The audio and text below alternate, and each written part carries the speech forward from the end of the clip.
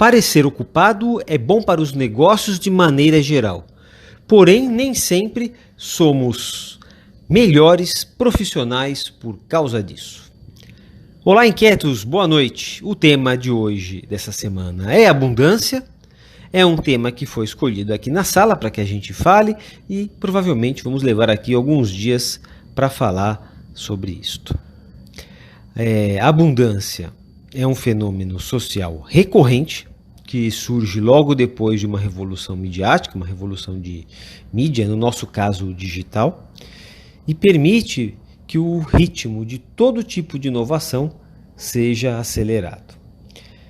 Novas mídias, pessoal, trazem para o ser humano expansão da comunicação à distância. Então, acho que é um tema bastante apropriado aqui para os inquietos, em especial nesse momento de coronavírus. Se a gente for resgatar um pouco o Império Romano, por exemplo, não seria possível sem a escrita manuscrita para levar as ordens do imperador aos confins mais distantes do império, né? Então a escrita conseguiu ampliar a possibilidade da comunicação oral, que só era possível no presencial. Então, outro exemplo também bom é em 1450, quando a gente teve a última mudança de mídia, quando a gente passou para a escrita impressa. Então, a Bíblia saiu dos grandes mosteiros, né, e pequenas regiões, e chegou na mão das pessoas comuns. Então, houve uma descentralização aqui de poder. Só que a questão é, pessoal, que toda a sociedade se habitua, né, com os limites da mídia passada e acaba resistindo a utilizar o potencial aberto pela nova. Então, se a gente for pensar no digital, e agora em especial com essa história de coronavírus, a gente tem diversas novas possibilidades ainda a serem exploradas, né, para fazer a intermediação à distância. Então, vocês podem imaginar palestras, reuniões que são feitas com alto custo de viagem ou hospedagem, local fixo, né, por exemplo, poderia ser feito à distância. E é claro que você tem prós e contras, né? Eu gosto de fazer reunião olho no olho. Infelizmente, olho no olho nesse momento não é possível. Mas o problema é que as pessoas estão tão habituadas com o modelo antigo que só conseguem enxergar os problemas e não as melhorias. Então, provavelmente, quando essa pandemia passar, a gente vai ter aí um mundo um pouco mais descentralizado, mais digital, e que foi obrigado a experimentar um novo modelo para se relacionar ainda mais, né? Você vai ter aí uma mudança na questão de intermediação, em especial à distância. E quando a gente fala em abundância, não tem como você não ter aquele sentimento de que está perdendo alguma coisa, né? Por exemplo, algum post no Twitter, algo no LinkedIn. Então você vai almoçar, precisa checar o celular. E acho que a grande pergunta é como gerenciar tanta informação em um mundo de abundância, né? Então a gente tem que encarar o consumo de informação como um hábito. Por exemplo, como alimentação, lazer, né? E os hábitos, eles nos guiam.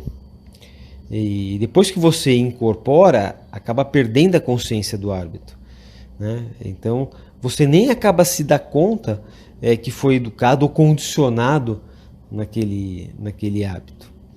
No entanto, o que a gente precisa pensar é que assim, existem os hábitos ruins, que a gente acaba prisioneiro. De forma geral, a gente acaba prisioneiro dos hábitos, mas tem os vícios, que são aqueles hábitos mais agressivos.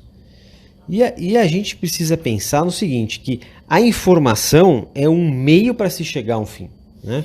Aqui no caso dos inquietos, o fim é o cliente. E a informação não é um fim em si mesmo, que é como um vício, né, que acaba iludindo a gente. E a gente é muito hipnotizado pelo dia a dia, pelo curto prazo, pelos fatos corriqueiros, pelos problemas cotidianos, né? Pelo extrato do banco, às vezes por alguma fofoca, causo. Mas é que o nosso trabalho acaba nos exigindo essa postura. Agora, a gente precisa pensar no seguinte, quanto mais tempo a gente se dedica a esse tipo de informação de baixa qualidade, menos a gente a gente vai perder um pouco a noção do todo e mais a gente vai precisar consumir essas, vamos chamar assim, de informações cotidianas. E a informação cotidiana é um vício, né? A gente fica checando o celular o tempo inteiro, isso leva a um consumo mais desenfreado, como se fosse uma droga. E o problema é que desse vício, pessoal, é que ele vai tirando, né? Vai tirando tempo para a gente se dedicar a informações mais complexas. A gente não consegue ir mais a fundo, tira o mais relevante da nossa frente, e isso impacta a nossa vida. Então, acho que